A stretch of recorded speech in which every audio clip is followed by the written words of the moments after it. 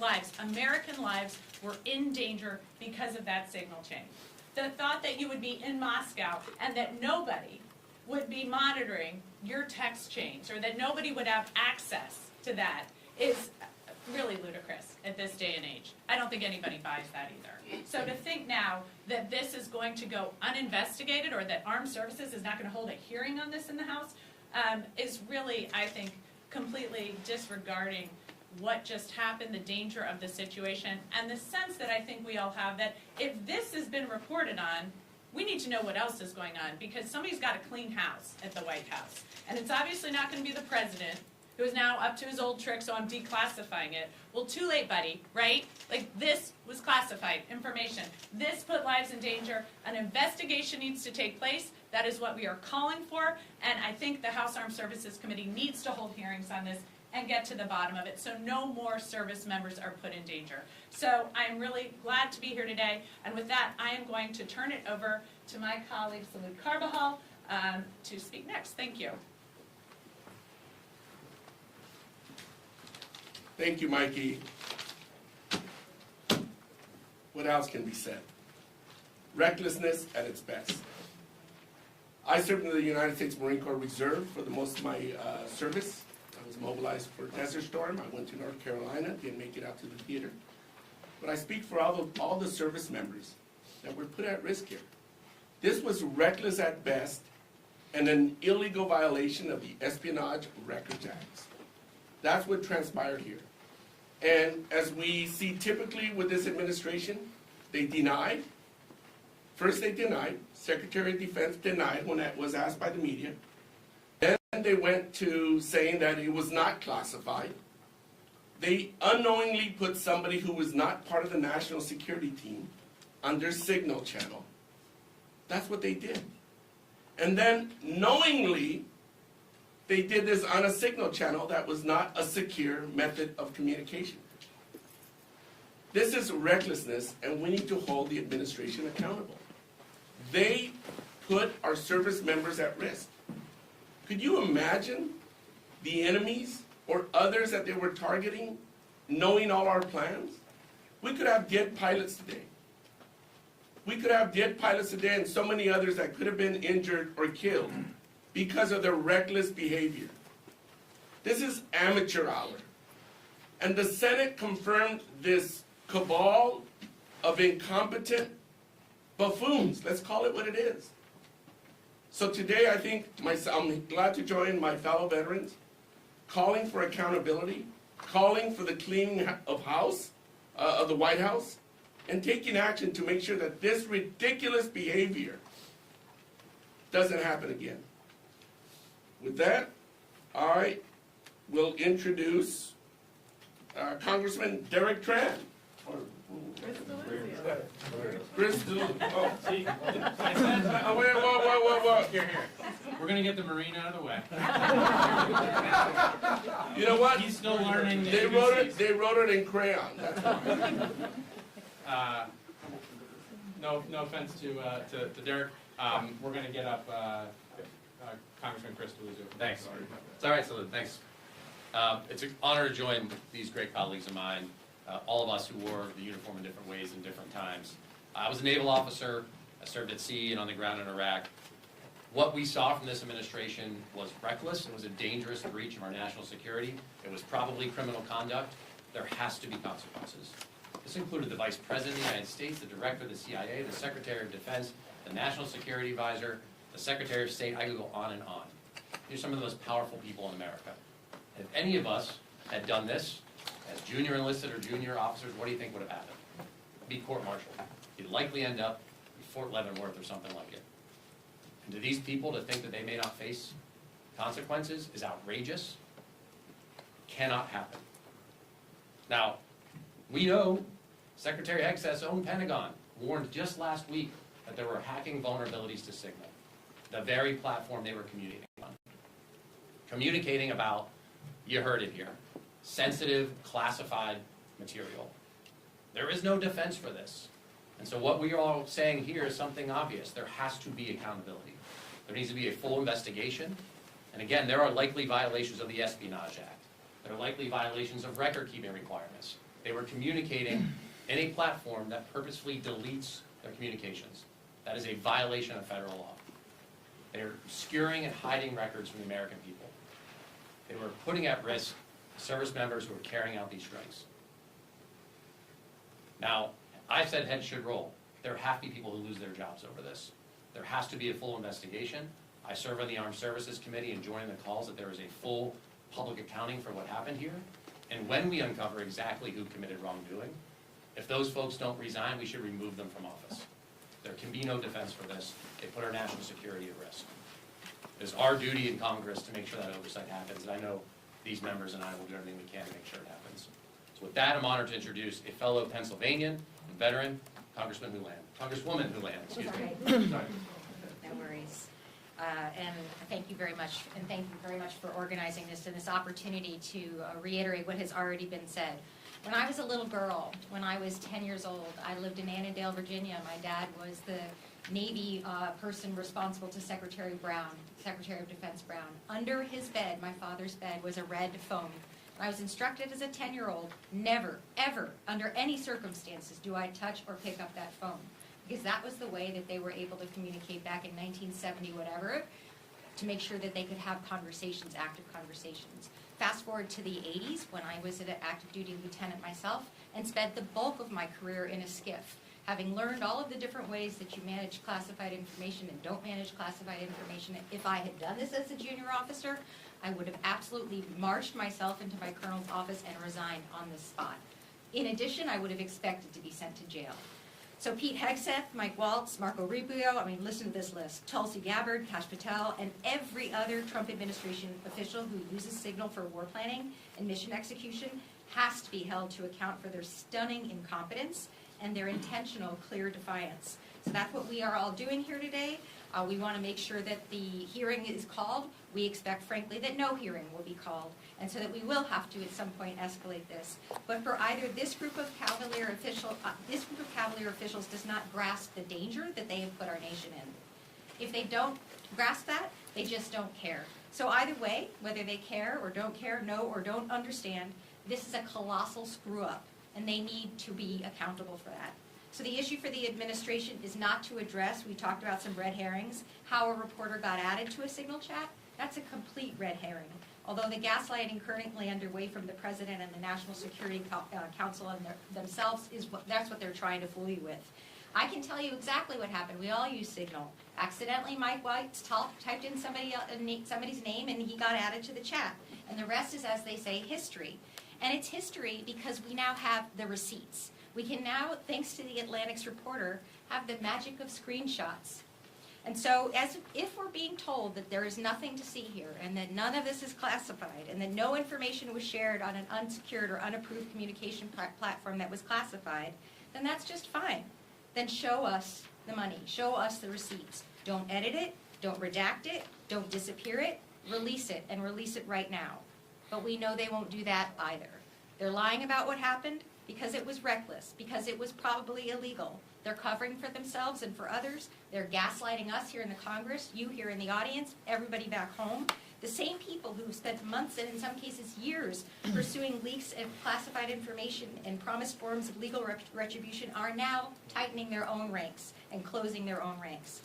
So who gets hurt when that happens? We've talked about it a little bit. Men and women in uniform get hurt and possibly die. And the fact that nobody did die apparently right now is just an accident of chance and luck. So we, the American people, and us, the members of Congress, we owe ourselves a level of accountability, and we call for an investigation now. It is my privilege to introduce a fellow colleague, also from the Armed Services and Intel Committee as well, Representative Jason Crow of Colorado. Good afternoon. I'm Jason Crow from Colorado, and it is my pleasure to be here with my colleagues, my comrades and brothers and sisters in arms that represents almost 100 years of military service standing behind me here today. We all understand that our deepest and most sacred obligation is to protect the men and women in uniform who protect us every single day. There's nothing more serious that we do day in and day out here to ensure that these men and women are protected and that they can go home to their families when their mission is done. And it's that makes this incident, this reckless breach of security, so staggering, right? Because it not only put at great risk the lives of those airmen and women who were conducting an extremely dangerous mission that day, but it also represents a larger pattern. And I'd like to talk about that. See, this isn't a one-off event. This isn't just a singular mistake that the administration still hasn't admitted that it needs to fix. This is part of a larger pattern of disregard, of impunity, of not taking its job seriously in our most sensitive national security, life and death decisions. Whether it's transmitting the names of intelligence officers in an unclassified channel to the White House, whether it's Elon Musk's private employees hooking up a personal computer to a sensitive national security system, compromising that system, whether it's giving Elon Musk and his employees access to private, personal, financial, and data of American people. This happens over and over and over again. So the pattern that has brought to light through this incident shows very clearly that this administration simply does not care about protecting your data, protecting your information. It simply does not care to take seriously enough protecting sensitive national security information. Now, we hope that there was no damage done here. And we don't know that to be true because we still have to do the investigation. But folks, it is simply a matter of time before the culture of recklessness and impunity of the Trump administration is going to get a lot of people hurt very badly. And that will only be stopped if there's a change in culture. And the only way you change culture is by getting information, bringing it to light, and then imposing accountability on those responsible. That is what must happen. And if Donald Trump and the Trump administration do not do that, they are sending a very clear message once again that they do not care about the safety of the American people. Now, it's my honor to pass this over to another fellow combat veteran, Seth Moulton from Massachusetts. There you go. Yeah.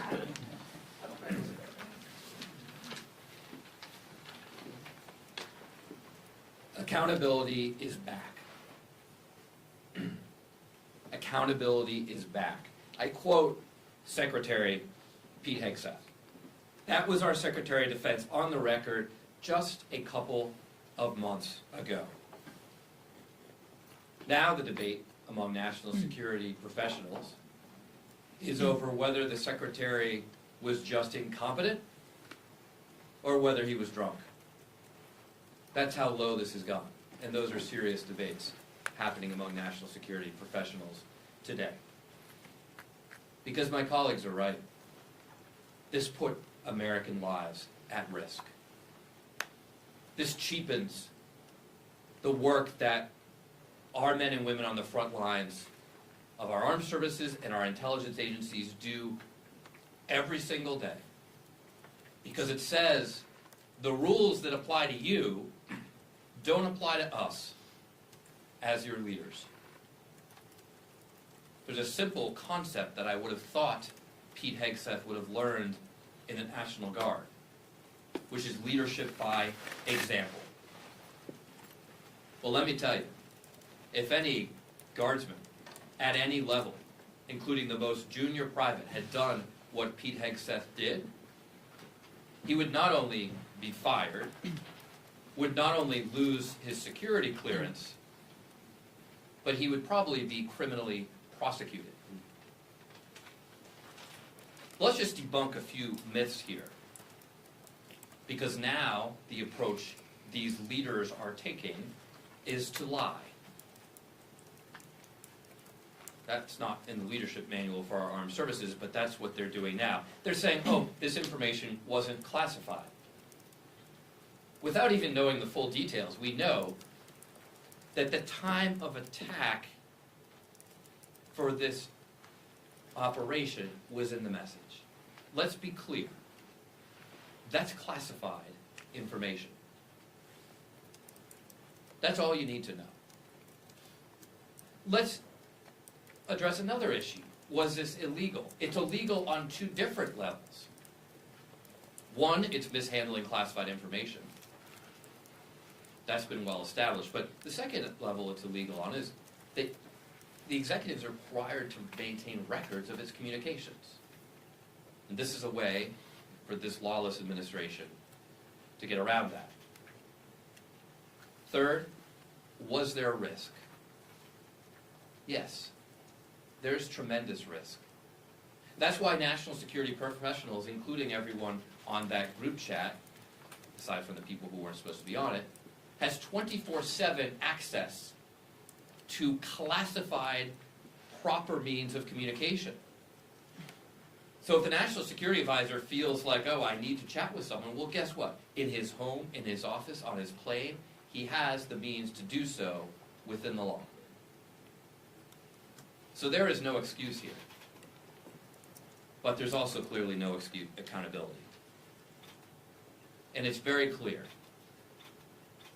that Secretary Hegseth, with how he is handling this, has no honor, has no sense of duty, and has absolutely zero accountability for his own actions. It's now my honor to yield to a fantastic freshman veteran, Congressman Vin. Well, thank you. We've heard some really passionate remarks today, and I want to look at this from perspective of a 25-year Army veteran, a JAG that's prosecuted cases, serious cases of violation of the Uniform Code of Military Justice and felony type cases, and also investigated these types of breaches. And so operational security is a basic but critical function, and it's something that's taught to the very youngest of service members. And what we saw in this breach, in this leak, is those basic ideas thrown out, because there's a sense of callousness, of indifference, of lack of accountability in this administration that is deeply disturbing. So anybody that has a family member that is in uniform, anybody that has a family member or is themselves serving in national security is now very concerned, because they saw that their senior leaders, 18 of the most senior people in the national security establishment, callously sharing information that I, as a member of the National Security Council staff, previously sat through a principals committee, literally the pinnacle of our national security establishment. I could only imagine that the data included things like the operational op plans for the attack. There is no chance in hell that this was not classified information. It's just not possible, certainly at the time that it was released. And so Signalgate is real, and we need to take appropriate measures to protect the American people and national security. And so the way you do that is you investigate. And it's incumbent on folks in the executive branch, in the White House, in every department or agency to understand the scope of this breach. It's standard procedure. Investigate to figure out what is the extent of the spillage, and then take measures to remediate that. Our job in Congress is to exercise an oversight role. We have to have a clear understanding of exactly what happened. Is this very unlikely the only PC that was held on Signal? No, I doubt it. Who exactly was on this? I mean, there are references to the VP, and I only say this tongue-in-cheek. VP, Vladimir Putin. No, we need to understand very well exactly who did what, to understand the full scope of the breach and take appropriate measures. The messages were undoubtedly classified, and we need a full accounting. And the last thing I'll say is the President has previously released information that was in the classified realm to clear the air. He has the same opportunity to do that now. He can release exactly what was on the signal string, so everybody, the American people, in an act of full transparency, could understand what's going on, and we could move on. In any other administration, this would have been considered like the type of controversy that was enough to bring down cabinet secretaries. In this one, it just seems like a random Monday. So we need to get rid of this air of lack of accountability and take appropriate steps. Thank you. And I have the, I have the honor to introduce Herb Conway. Thank you. Well, you've heard quite a lot, quite properly, about this very serious breach. The superlatives go on and on. The worst security breach that anyone has seen in our nation's warfighting history since, I don't know, for decades. We have an administration which plays fast and loose with the rules, disregards privacy of individuals, and now we find disregards the secrecy that should attend a warfighting action. It's the job of the Commander-in-Chief certainly to protect our nation, but it's also the job of the Commander-in-Chief to protect our warfighters when they are sent into action. The idea that this information should be shared on non-secure channels where foreign adversaries can access it, where they can understand how military operations might be conducted, and, as we've heard, no accountability, no explanation, but to pass it off as, well, it's just another thing, should anger every citizen of this country. It should anger our allies, who are now going to need to be concerned about what will happen to their information when it's passed along to the highest, the upper reaches of our administration and the national security structure. Now, this is very serious. If this had happened during the Biden administration, if this had happened during the Obama administration, we heard calls when Secretary Clinton had a private server that she should not only be prosecuted, certainly be investigated, she should put in jail. We heard this over and over again in prior campaigns. Now, this has happened at this time with this administration. If it was Biden, if it was Obama, we would be having hearings. Hearings would be scheduled before even all the facts were out, and they'd be calling for not only an investigation, they would be calling for resignations. We have heard and we understand from people who know, from news organizations who know, that if any person who was a contractor for DOD, any person who was in the military who had engaged in this kind of security breach, they'd be out the door the next day. We've heard that people recognizing they made a mistake would step forward and resign, but we don't have that moral authority, unfortunately, the people that are at the top of our military and defense structure. And so we are certainly calling for accountability, but in this gentleman's opinion, a true accountability will occur when the Secretary of Defense, Hegseth, resigns his office, as he should, just like any enlisted person or any other contractor for DOD would have to do, and National Security Advisor Waltz should do the same. They have committed very serious acts, and we've heard even possibly crimes. And we stand here calling for accountability. We must have it. The American people must demand it, and we must do all we can to ensure that accountability occurs. It's my honor and pleasure to bring forward, for the second time, Congressman Tran. Derek. Thank you. Resignation and investigation. I am so honored to stand shoulder to shoulder with my colleagues who have worn the uniform of our country.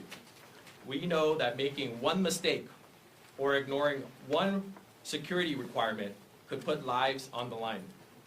I wish the officials at the highest ranks of our national security establishment adhere to these standards. In fact, they should be held to much higher standards. They hold the ultimate responsibility of protecting American lives and the security of our nation and our allies. Instead, these Trump administration officials ignored every possible security measure, even some so basic that a high school student learned to follow. Vice President Vance Secretary Hegseth, Secretary Rubio, National Security Advisor Waltz, and other high-ranking officials recklessly shared precise details about weapon packages, targets, and timing over a Signal group chat. This is not just a breach of protocol, this is a breach of national security. We know for sure that a journalist had access to the group chat, but what we don't know about still is who else had access. We need accountability. We need answers, not just who is responsible for these reckless actions, but what the Trump administration is going to make sure that this doesn't happen again.